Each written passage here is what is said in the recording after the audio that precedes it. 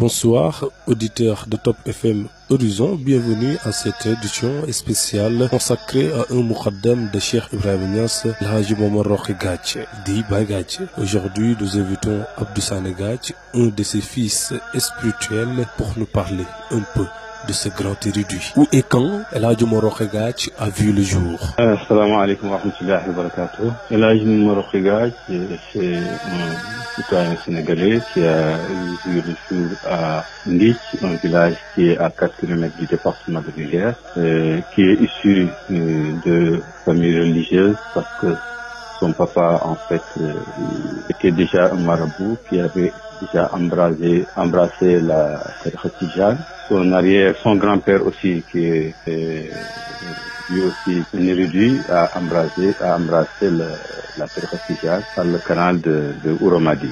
Son grand-père s'appelle Mbacké Gadj, son père s'appelle Alpha Gadj, un diminutif de Alpha Gadj. Donc ses parents, c'est des érudits, des gens qui faisaient apprendre le Coran aux enfants, ensuite qui étaient aussi des soufis parce que c'était des talibés de Seydina Cheikh Ahmed Tijani. Donc c'est cette voie-là qu'il a suivi jusqu'à avoir rencontré Cheikh Ibrahima. Est-ce que son apprentissage religieux s'était limité simplement à l'image de Baye Niass, c'est son père? Il a commencé par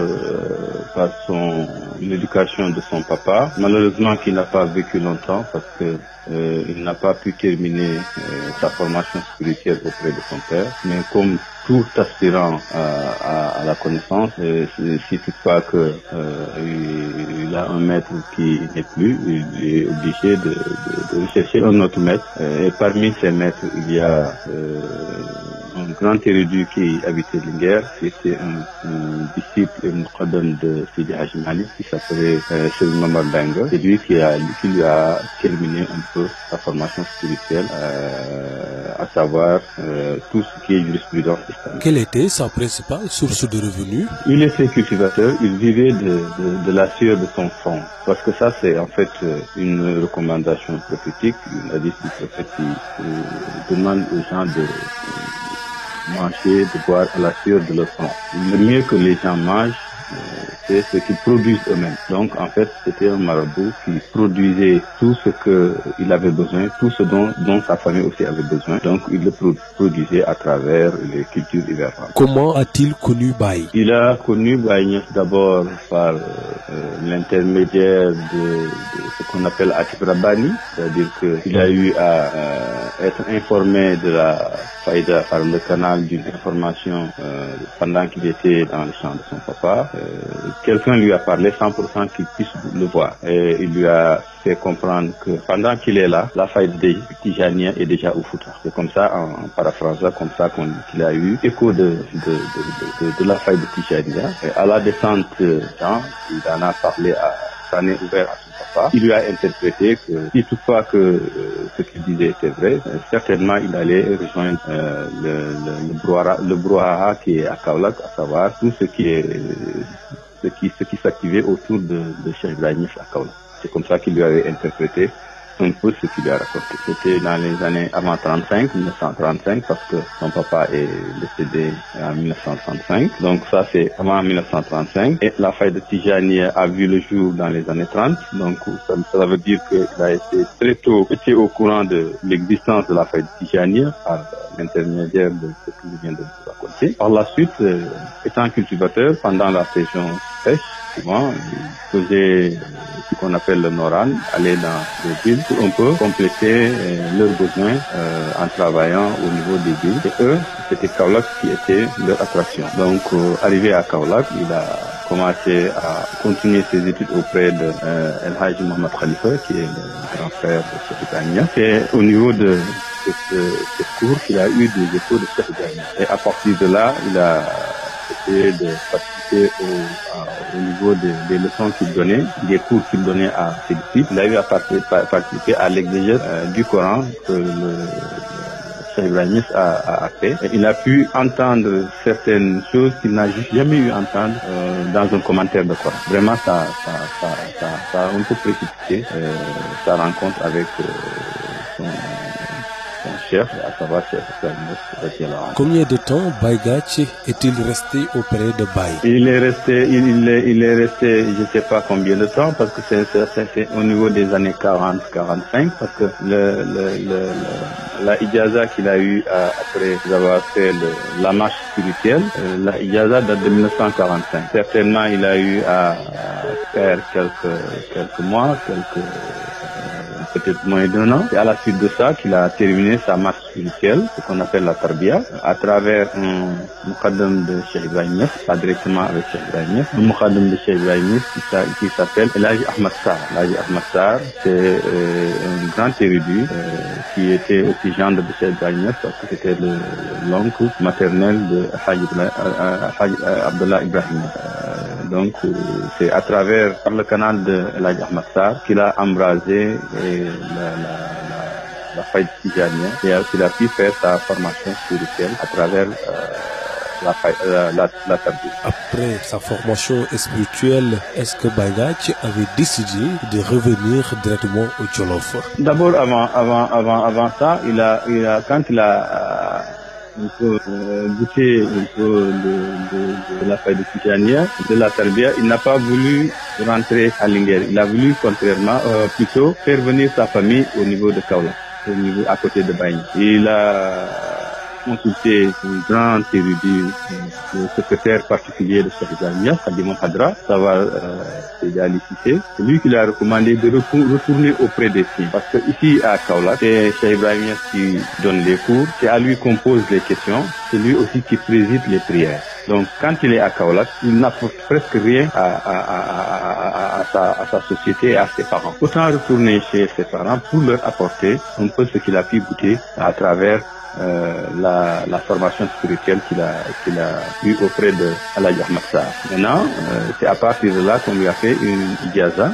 Cheikh Ibrahim Niass aussi lui a fait une recommandation très importante. Il lui a fait part qu'il s'apprête à aller dans une zone où il y avait de la royauté. On sait ce que c'est un peu l'entourage des rois.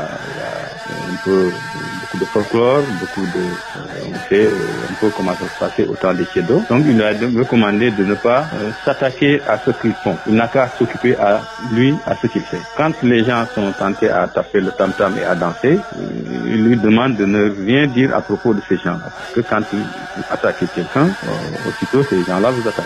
Donc c'est à partir de là qu'il lui a fait cette recommandation. Quand les gens sont en train de faire le tam-tam et la danse, il faut attendre. Après, toi aussi, tu organises tes séances de zikr. Parce que l'individu a besoin de termes de comparaison. Donc, c'est à partir de là qu'il a pu vraiment étendre la faïda à travers le Jolof, tout en respectant tous les autres. À commencer par ceux qui s'appellent le tam-tam, ceux qui dansaient, mais aussi à y ajouter toutes les autres familles religieuses qui étaient dans le Jolof. Parce qu'en fait, ils ont la même mission. La mission consiste à orienter les gens vers Allah subhanahu wa ta'ala. Comme la mission est la même chose, donc vraiment, je pense que ce qui est recommandable, c'est qu'il puisse être en de bons termes avec les autres familles religieuses qu'il a trouvées au niveau du Jolof. C'est comme ça qu'il a fait, et ceci lui a réussi et a fait que la faïda a éclos au niveau du Jolof, jusqu'à même aller au-delà du Jolof. Son état civil est El Hadji Roqi Gathie. Pourquoi Baye Gathie, ou c'était juste